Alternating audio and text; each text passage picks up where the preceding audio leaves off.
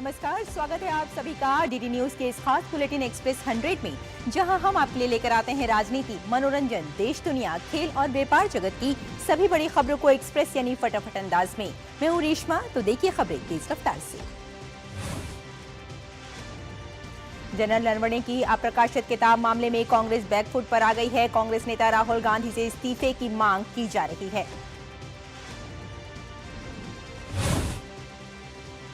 संसदीय कार्य मंत्री किरण रिजिजू समेत पूरा सत्ता पक्ष और पूरी बीजेपी इस बात पर अड़ गई है कि राहुल गांधी ने पद की गरिमा को चोट पहुंचाई है, इसलिए उन्हें माफी मांगनी चाहिए। भाजपा के वरिष्ठ नेता संजय जायसवाल ने कहा कि नेता प्रतिपक्ष राहुल गांधी को सदन को गुमराह करने के लिए माफी मांगनी चाहिए। लोकसभा में प्रश्नकाल के दौरान रेल मंत्री अश्विनी वैष्णव ने पश्चिम बंगाल के रेल बजट आवंटन पर कहा, राज्य के लिए कुल 14,205 करोड़ रुपए का बजट निर्धारित किया गया है। बात करें राज्यसभा की, तो सदन में भी जनहित से जुड़े मुद्दों पर चर्चा हुई। योगी सरकार ने आज यूपी का अब तक का सबसे बड़ा बजट पेश किया। राज्य सरकार द्वारा फरवरी 2024 में चौथे ग्लोबल इन्वेस्टर्स समिट का सफलता आयोजन किया गया। यूपी सरकार का ये बजट 9,12,696 करोड़ का होगा। केंद्रीय मंत्री शिवराज सिंह चौहान असम दौरे पर हैं। उन्होंने कहा कि बजट असम और नॉर्थ ईस्ट के विकास के लिए एक मजबूत ब्लूप्रिंट है। नॉर्थ ईस्ट के लिए विकास के नए दरवाजे खुलेंगे। केंद्रीय मंत्री शिवराज सिंह चौहान ने कहा कि बजट विकसित भारत का पूरा खाका है, जिसके चलते 140 करोड़ भारतीय सपनों की नई उड़ान भरेंगे। और एसआईआर प्रक्रिया के दौरान बंगाल में एक बांग्लादेशी नागरिक की पहचान हुई। चुनाव आयोग ने उत्तर 24 परगना के हृदयपुर की इस घटना की जांच के आदेश दिए हैं। आयोग के सूत्रों के अनुसार मंजूरानी साहा नाम एक बुजुर्ग महिला पर आरोप है कि वे मूल रूप से बांग्लादेश की नागरिक हैं। बांग्लादेश में उनका मतदाता पहचान पत्र भी है। राज्य के मुख्य चुनाव अधिकारी के कार्यालय में दस्तावेजों के साथ शिकायत दर्ज होने के बाद सीईओ कार्यालय ने उत्तर 24 परगना के जिला अधिकारी को मामले की जांच के निर्देश दिए हैं। राजस्थान सरकार का वित्त वर्ष 2026-27 का सालाना बजट उप मुख्यमंत्री व वित्त मंत्री दिया कुमारी ने राज्य विधानसभा में किया पेश। उन्होंने कहा, राजस्थान के संपूर्ण विकास के लिए राजस्थान की जनता के लिए ये बजट है। तेलंगाना में स्थानीय नागरिक निकायों के लिए मतदान में भारी उत्साह देखने को मिल रहा है। बूथों पर महिला और पुरुष मतदाताओं की कतारें लगी हैं। शाम 5 बजे तक चलने वाले मतदान में 52.17 लाख मतदाता 116 नगर पालिका के 2,569 वार्ड और 7 नगर निगमों के 412 वार्ड के लिए अपना प्रतिनिधि चुनेंगे। भारतीय वायुसेना का थाईलैंड की रॉयल थाई वायुसेना के साथ संयुक्त अभ्यास सेतु जारी है। इस अभ्यास से दोनों वायुसेनाओं के बीच संचालन, समन्वय और अंतर संचालनीयता बढ़ेगी। इस अभ्यास से भारत थाई रक्षा सहयोग और क्षेत्रीय तालमेल बढ़ेगा। वायुसेना ने इस अभ्यास की रोमांचक तस्वीरें सोशल मीडिया पर जारी की हैं। भारत ने ब्रिटेन और उत्तरी आयरलैंड के साथ सामाजिक सुरक्षा अंशदान से संबंधित एक सामाजिक सुरक्षा समझौते पर हस्ताक्षर किए। फ्रांस के राष्ट्रपति इमैनुअल मैक्रो एआई इम्पैक्ट सम्मेलन में भाग लेने और व्यापार व रक्षा जैसे प्रमुख क्षेत्रों में संबंधों को बढ़ावा देने के लिए प्रधानमंत्री नरेंद्र मोदी से बातचीत के लिए अगले सप्ताह 3 दिवसीय भारत दौरे पर आएंगे। विदेश मंत्रालय के प्रवक्ता रणधीर जायसवाल ने सेशल्स के राष्ट्रपति पैट्रिक हार्मनी को भारत यात्रा को सफल और सार्थक बताया। एक्सपर्ट तस्वीर साझा करते हुए लिखा कि ये दौरा बेहद फायदेमंद और प्रोडक्टिव रहा। दौरे के दौरान फिनटेक, हेल्थ केयर, डिफेंस और इनोवेशन जैसे क्षेत्रों में महत्वपूर्ण और उच्च गुणवत्ता वाले परिणाम सामने आए, जो दोनों देशों के संबंधों को और मजबूत करने की दिशा में अहम कदम माने जा रहे हैं।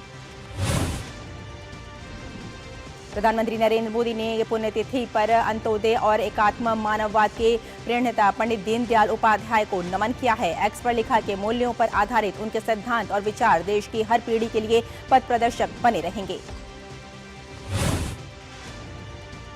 केंद्रीय गृह मंत्री अमित शाह ने पंडित दीनदयाल उपाध्याय जी की पुण्यतिथि पर उन्हें नमन किया। एक्स पर लिखा कि अंतिम पंक्ति में खड़े व्यक्ति का विकास ही राष्ट्र के विकास का परिचायक है। ऐसे विचार देने वाले दीनदयाल जी असंख्य पीढ़ियों के लिए राष्ट्र निर्माण की प्रेरणा बने रहेंगे। उत्तर प्रदेश के मुख्यमंत्री योगी आदित्यनाथ, उप मुख्यमंत्री केशव प्रसाद मौर्य, ब्रजेश पाठक और राज्य के मंत्रियों व नेताओं ने पंडित दीनदयाल उपाध्याय की पुण्यतिथि पर उन्हें पुष्पांजलि अर्पित की। सुधांशु त्रिवेदी ने कहा कि राहुल गांधी के दावे पूरी तरह से गलत साबित हो गए हैं, क्योंकि प्रकाशक पैंगविन और खुद जनरल नरवणे दोनों ने साफ कर दिया है कि ऐसी कोई किताब कभी प्रकाशित ही नहीं हुई। मुख्यमंत्री रेखा गुप्ता ने कहा कि उनकी सरकार 2008 की लाडली योजना के स्थान पर अप्रैल में दिल्ली लखपति बिटिया योजना शुरू करेगी।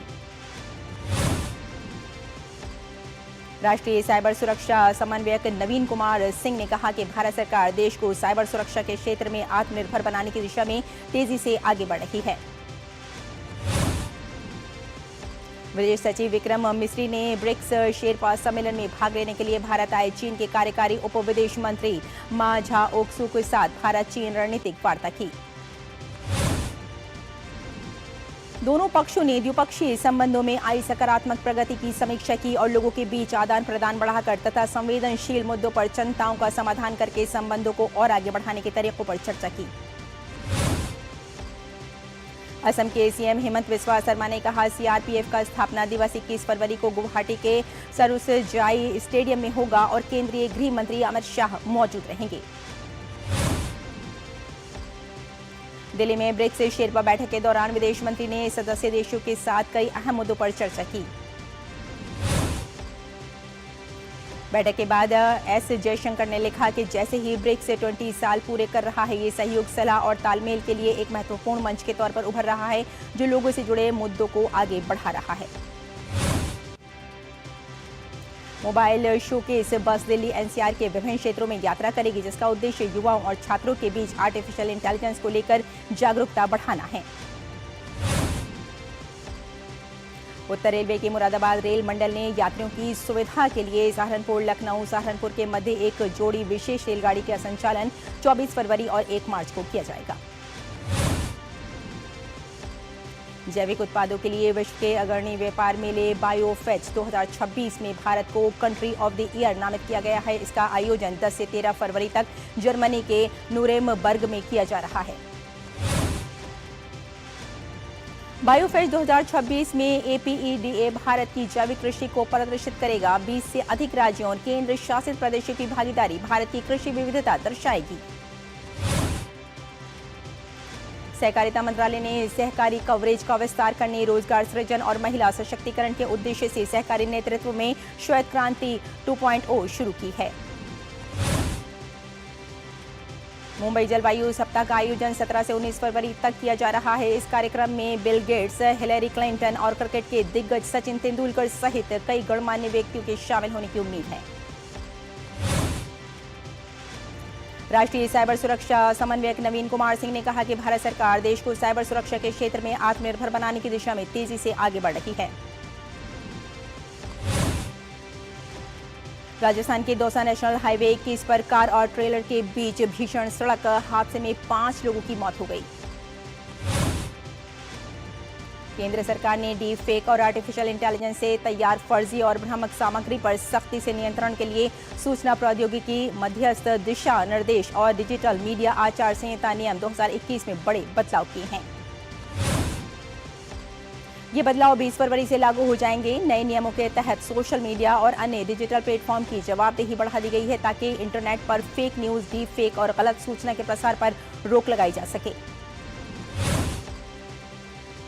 राजधानी स्थित लोक भवन उद्यान आम लोगों के लिए आकर्षण का केंद्र बना हुआ है। मंगलवार को लोक भवन उद्यान में कुल 10,848 लोगों ने भ्रमण और परिदर्शन किया। लोक भवन उद्यान को आम नागरिकों के लिए 15 फरवरी तक खोले जाने का निर्णय लिया गया है। गोवा कार्निवल 14 फरवरी से शुरू होगा। ये कार्निवल गोवा की समृद्ध सांस्कृतिक विरासत और उत्सव की भावना का प्रतीक है। ग्रामीण शिल्प और महिला उद्यमिता का प्रदर्शन करने वाला सारस आजीविका मेला 2026 मंगलवार को शुरू हुआ, जिसमें देश भर से 900 से अधिक महिला उद्यमी एक साथ आईं। जायडोम में चू असम और अरुणाचल प्रदेश के हरे भरे परिदृश्यों में हर साल एक रंगीन और जीवंत त्योहार मनाया जाता है। इस महोत्सव पर रंगीन नृत्य महोत्सव के माध्यम से सामुदायिक एकता का संदेश प्रसारित करते हैं। जम्मू कश्मीर के कुपवाड़ा जिले में कड़ाके की ठंड और भारी बर्फबारी के बीच भारतीय सेना ने मानवता की मिसाल पेश की है। लगातार बर्फबारी के कारण क्षेत्र के रास्ते बंद हो गए थे। जवानों ने बर्फ से ढके दुर्गम रास्तों और खराब मौसम की परवाह किए बिना महिला को सुरक्षित बाहर निकाला और अस्पताल में भर्ती कराया।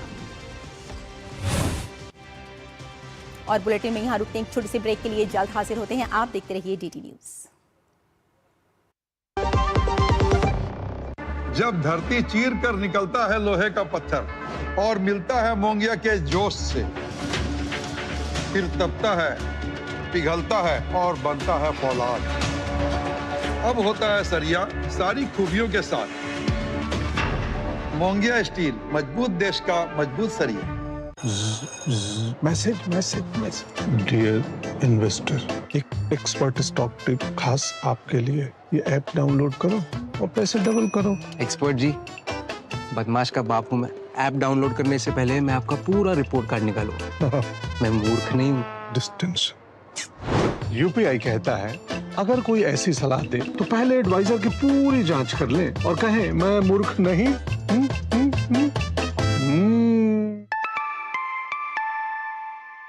जाइए आप भी किसी का टेस्ट लीजिए। भारत में सालाना हजारों लोग हाथी पांव नाम की बीमारी की चपेट में आकर जीवन भर के लिए अपाहिज हो जाते हैं। मलेरिया की तरह ही हाथी पांव एक मच्छर के काटने से फैलता है और ये याद सरकार द्वारा दी हुई मुफ्त दवाएं खाएं और इस बीमारी से अपने आप को और अपने परिवार को बचाएं। याद रहे, MDA कार्यक्रम 10 फरवरी से शुरू होकर 2 सप्ताह तक चलेगा। दवा जरूर खाएं। स्वास्थ्य एवं परिवार कल्याण मंत्रालय, भारत सरकार द्वारा जनहित में जारी। ब्रेक के बाद एक बार फिर आपका स्वागत है। आइए आगे बढ़ते हैं। आंध्र प्रदेश के मुख्यमंत्री N. चंद्रबाबू नायडू ने रेल मंत्री अश्वनी वैष्णव से मुलाकात कर राज्य से जुड़े रेलवे प्रोजेक्ट्स को लेकर विस्तृत ज्ञापन सौंपा। उन्होंने लंबित रेल परियोजनाओं के शीघ्र पूरा होने, नई रेल लाइनों को मंजूरी और अतिरिक्त ट्रेन सेवाओं की मांग की। बैठक में विशेष रूप से आंध्र प्रदेश में रेल कनेक्टिविटी को बेहतर बनाने, फ्रेट इंफ्रास्ट्रक्चर को मजबूत करने और यात्री सेवाओं को बढ़ाने पर जोर दिया गया। केंद्रीय मंत्री अश्वनी वैष्णव ने सोशल मीडिया X पर एक पोस्ट कर स्टेनलेस स्टील कंटेनर में नमक हैंडलिंग के सफल होने की जानकारी दी है। उन्होंने लिखा, भीमासर गांधीधाम में स्टेनलेस स्टील कंटेनर में नमक हैंडलिंग का सफल ट्रायल हुआ। कंटेनर का डिजाइन जंग लगने से बचाता है और ज्यादा समय तक चलता है। शुरुआती कारोबार में BSE सेंसेक्स 213.42 अंक बढ़कर 84,487.34 पर पहुंच गया। वहीं 50 शेयरों वाला NSE निफ्टी 74.25 अंक बढ़कर 26,009.40 पर पहुंच गया। नई दिल्ली के डॉक्टर अंबेडकर इंटरनेशनल सेंटर के भीम हॉल में नीति आयोग ने विकसित भारत और नेट जीरो की दिशा में परिदृश्य विषय पर तैयार अध्ययन रिपोर्ट्स को औपचारिक लोकार्पण किया। सुमन बेरी ने कहा कि अध्ययन रिपोर्ट्स भारत को विकसित राष्ट्र बनाने के साथ साथ नेट जीरो उत्सर्जन के लक्ष्य की दिशा में ठोस नीतिगत रोड मैप तैयार करने में महत्वपूर्ण योगदान देगी। उत्तराखंड के मुख्यमंत्री पुष्कर सिंह धामी ने देहरादून में आयोजित कार्यक्रम में मुख्यमंत्री एकल महिला स्वरोजगार योजना का शुभारंभ किया। योजना के प्रथम चरण में 484 लाभार्थियों को 3,45,34,500 रुपए की पहली किश्त DBT के जरिए उनके खातों में भेजी गई। मुख्यमंत्री धामी ने कहा कि ये योजना महिलाओं को आर्थिक रूप से सशक्त बनाने के साथ उन्हें सम्मान, सुरक्षा और आत्मनिर्भरता प्रदान करेगी। उन्होंने कहा कि महिलाओं के सशक्त होने से परिवार और समाज दोनों मजबूत होते हैं। जनवरी 2026 म्यूचुअल फंड निवेशकों के लिए सकारात्मक रहा। सिस्टमैटिक इन्वेस्टमेंट प्लान SIP के जरिए निवेश 31,000 करोड़ रुपए तक पहुंच गया और इस दौरान 74 लाख नए खाते खुले। लगातार दूसरी बार SIP इनफ्लो 31,000 करोड़ रुपए से ऊपर रहा। निवेशकों ने सुरक्षित विकल्पों की ओर भी रुख किया, जिसके चलते गोल्ड ETFs में निवेश दोगुना होकर 24,040 करोड़ रुपए पहुंच गया। कुल मिलाकर जनवरी में म्यूचुअल फंड में नेट निवेश 1.56 लाख करोड़ रुपए रहा, जो पिछले महीने के 66,591 करोड़ रुपए की तुलना में काफी अधिक है। भारतीय ऑटोमोबाइल उद्योग में तेजी से हो रहे तकनीकी बदलाव के बीच डेटा गोपनीयता पर जोर देने की पुकार तेज हो गई है। Society of Indian automobile manufacturers के अध्यक्ष शैलेंद्र चंद्रा ने कहा कि ऑटो सेक्टर में होने वाला हर नवाचार ग्राहकों के डेटा की सुरक्षा और निजता की सख्त सीमाओं के भीतर होना चाहिए। उन्होंने बताया कि इलेक्ट्रिक और पारंपरिक दोनों तरह के वाहनों से बड़ी मात्रा में निजी डेटा विभिन्न पक्षों तक पहुंचता है, जिससे डैश कैम वीडियो और इंफोटेनमेंट सिस्टम से जुड़े फोन नंबर जैसे संवेदनशील विवरण शामिल हैं। सोना चांदी के वायदा कारोबार की शुरुआत में तेजी देखने को मिली। मल्टी कमोडिटी एक्सचेंज MCX पर सोने का बेंचमार्क अप्रैल कॉन्ट्रैक्ट आज 1,633 रुपए की तेजी के साथ 1,58,436 रुपए के भाव पर खुला। वहीं चांदी के वायदा भाव की शुरुआत तेज रही। MCX पर चांदी का बेंचमार्क मार्च कॉन्ट्रैक्ट आज 5,390 रुपए की तेजी के साथ 2,57,938 रुपए पर खुला। रुपया मंगलवार को शुरू हुआ और चालू वित्त वर्ष 2026 की पहली 6 माह में भारत की शीर्ष सूचीबद्ध कंपनियों ने पूंजीगत कॉम्प्लेक्स में जोरदार बढ़ोतरी की। बैंक वित्त और बीमा तथा तेल गैस क्षेत्र को छोड़कर अन्य कंपनियों की स्थिर परिसंपत्तियां 13.1% बढ़ी। इस बढ़ोतरी में सीमेंट, बिजली निर्माण और बुनियादी ढांचा, खनन, धातु और ऑटो सेक्टर की कंपनियों का बड़ा योगदान रहा। ग्रासिम इंडस्ट्रीज का योगदान सबसे ज्यादा रहा। अक्टूबर-दिसंबर 2025 तिमाही के दौरान ग्रामीण और शहरी दोनों इलाकों में 15 साल और उससे अधिक उम्र के लोगों के लिए बेरोजगारी दर में कमी आई है। ग्रामीण बेरोजगारी पिछले तिमाही के 4.4% से घटकर 4.0% हो गई है, जबकि शहरी बेरोजगारी 6.9% से घटकर 6.7% हो गई है। हरित ऊर्जा समेत कार्बन उत्सर्जन में कमी लाने के उपायों के लिए कर्ज देने वाली गैर बैंकिंग वित्तीय कंपनी इकोफाई ने मंगलवार को इलेक्ट्रिक वाहन विनिर्माता एथर एनर्जी के साथ रणनीतिक भागीदारी की घोषणा की। ओडिशा सरकार ने मंगलवार को 4,111.80 करोड़ रुपए के 23 औद्योगिक निवेश प्रस्तावों को मंजूरी दी, जिनसे लगभग 10,000 नौकरियां सृजित होने की उम्मीद है। अधिकारियों ने ये जानकारी दी। जानकारी के मुताबिक भारत पश्चिम एशिया और विभिन्न एशियाई देशों में इस्पात निर्यात के लिए नए बाजारों की तलाश कर रहा है। इस संबंध में अगले 6 महीनों में भारतीय कंपनियों के साथ कई समझौतों पर हस्ताक्षर होने की उम्मीद है। क्लाउड सुरक्षा क्षेत्र की प्रमुख कंपनी Zscaler की एक ताज़ा रिपोर्ट के अनुसार AI अपनाने के मामले में दुनिया में एक बड़ी ताकत बनकर उभरा है। एंटरप्राइज AI ML लेन-देन के मामले में भारत अब अमेरिका के बाद वैश्विक स्तर पर दूसरे स्थान पर है। बांग्लादेश में अल्पसंख्यकों विशेषकर हिंदू समुदाय के खिलाफ हिंसा की घटनाएं रुकने का नाम नहीं ले रही हैं। मैमनसिंह जिले के त्रिशाल उपजिला में 62 वर्षीय हिंदू कारोबारी सुषेन चंद्र सरकार की सोमवार रात हत्या कर दी गई। बदमाशों ने धारदार हथियार से हमला कर उनकी जान ली और दुकानों से लाखों बांग्लादेशी टका लूटकर फरार हो गए। चुनाव से ठीक पहले हुई इस घटना के हिंदू समुदाय की सुरक्षा को लेकर गंभीर सवाल खड़े कर दिए गए हैं। पुलिस मामले की जांच कर रही है। भारत पहले ही बांग्लादेश में हिंदुओं पर बढ़ती हिंसा को लेकर चिंता जता चुका है। वहीं अंतर्राष्ट्रीय मानवाधिकार संगठनों ने भी इस घटनाओं पर गंभीर प्रतिक्रिया दी है। यूरोपीय संघ EU ने यूक्रेन को समर्थन देने के लिए 90 अरब यूरो के ऋण पैकेज के विवरण पर सहमति बना ली है। यूरोपीय आयोग द्वारा बुधवार को जारी बयान में ये जानकारी दी गई। इस पैकेज का उद्देश्य यूक्रेन को आर्थिक स्थिरता और आवश्यक वित्तीय सहायता प्रदान करना है। बयान के अनुसार EU सदस्य देशों के प्रतिनिधियों ने ब्रुसेल्स में बंद कमरे में बैठक कर आयोग द्वारा पहले प्रस्तावित वित्तीय सहायता योजना पर चर्चा की। बैठक में पैकेज के विभिन्न पहलुओं पर विचार विमर्श के बाद इसके स्वरूप पर सहमति बनी। यूरोपीय आयोग ने रूस के खिलाफ 20वें प्रतिबंध पैकेज का प्रस्ताव पेश किया है। यूरोपीय आयोग की अध्यक्ष उर्सुला वॉन डेर लेयन ने शुक्रवार को बताया कि नए प्रतिबंध ऊर्जा, वित्तीय सेवाओं और व्यापार जैसे प्रमुख क्षेत्रों को निशाना बनाएंगे। आयोग के बयान के अनुसार ये प्रस्ताव अबू धाबी में रूस, अमेरिका और यूक्रेन के बीच हुई त्रिपक्षीय वार्ता के दूसरे दौर के बाद सामने आया है। बुधवार और गुरुवार को हुई इस बैठक में कैदियों की बड़े पैमाने पर अदला बदली के अलावा मुख्य मुद्दों पर कई ठोस प्रगति नहीं हो सकी है। अमेरिका के राष्ट्रपति डोनाल्ड ट्रंप ने ओबामा काल के ग्रीन हाउस गैस नियमों के कानूनी आधार को खत्म करने की योजना बनाई है। व्हाइट हाउस के अनुसार यह कदम जलवायु नीति में अब तक का सबसे बड़ा बदलाव माना जा रहा है। प्रशासन का कहना है कि इससे नियमों में ढील मिलेगी और जीवाश्म ईंधन विकास को बढ़ावा मिलेगा, जबकि आलोचकों का मानना है कि इससे जलवायु कार्रवाई कमजोर होगी। उत्तरी कोलंबिया में आई भीषण बाढ़ के बाद हालात गंभीर बने हुए हैं। कोडाबा प्रांत के मांटेरिया शहर में लोग डूबे हुए घरों से सामान निकालने के लिए डोंगी और अस्थायी नावों का सहारा लेते नजर आए। बाढ़ के कारण कार्डोबा के 27 नगर पालिकाओं में 50,000 से अधिक परिवारों को अपना घर छोड़ना पड़ा। इस आपदा से व्यापक नुकसान हुआ है और प्रभावित समुदायों में नाराजगी बढ़ती जा रही है। इजरायल के प्रधानमंत्री बेंजामिन नेतन्याहू आज वॉशिंगटन में अमेरिकी राष्ट्रपति डोनाल्ड ट्रंप से मुलाकात करेंगे। नेतन्याहू के कार्यालय की ओर से शनिवार को दी गई जानकारी के अनुसार इस बैठक में ईरान के साथ चल रही वार्ताओं समेत कई अहम मुद्दों पर चर्चा होने की संभावना है। इससे पहले शुक्रवार को ओमान की राजधानी मस्कत में ईरान और अमेरिका के अधिकारियों के बीच अप्रत्यक्ष परमाणु वार्ता हुई थी। दोनों पक्षों ने संकेत दिया कि निकट भविष्य में ऐसी और वार्ताएं आयोजित की जा सकती हैं। सेनेगल की राजधानी डकार की शीर्ष यूनिवर्सिटी में बकाया वित्तीय सहायता को लेकर बढ़ते प्रदर्शनों के बीच सोमवार को एक इमारत में आग लग गई, जिसका वीडियो सामने आया है। वीडियो में लोग जलती इमारत की खिड़कियों से बाहर गिरते नजर आए।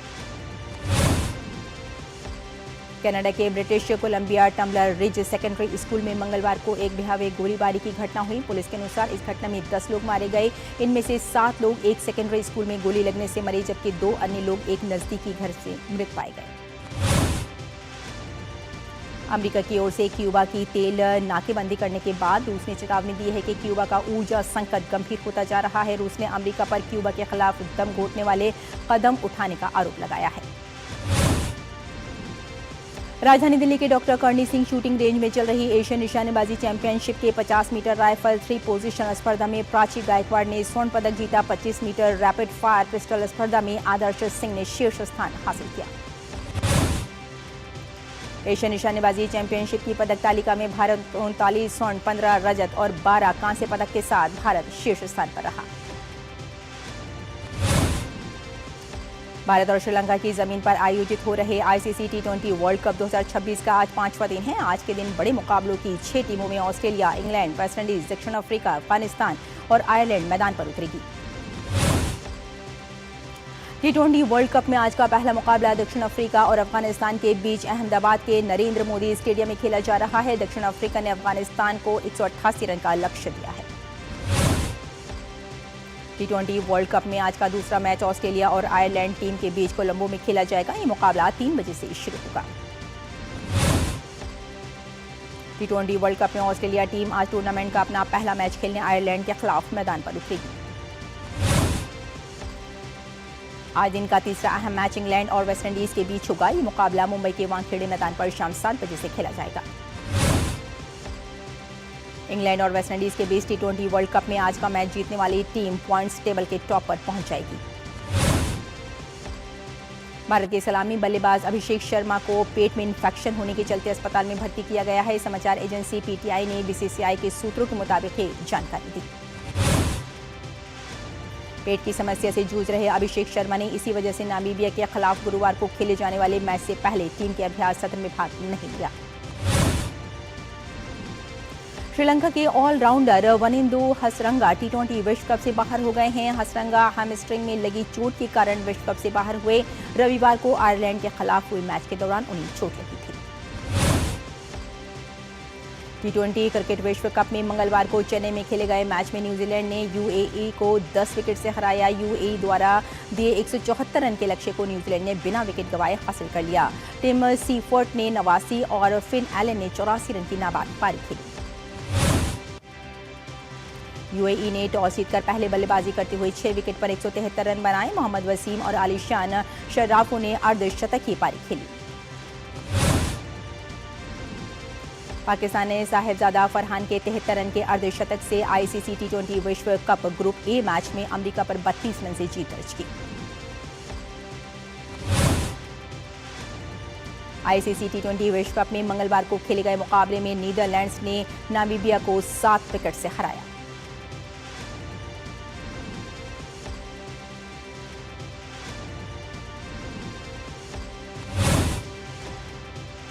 तो एक्सप्रेस न्यूज में फिलहाल इतना ही, इजाजत दीजिए, नमस्कार।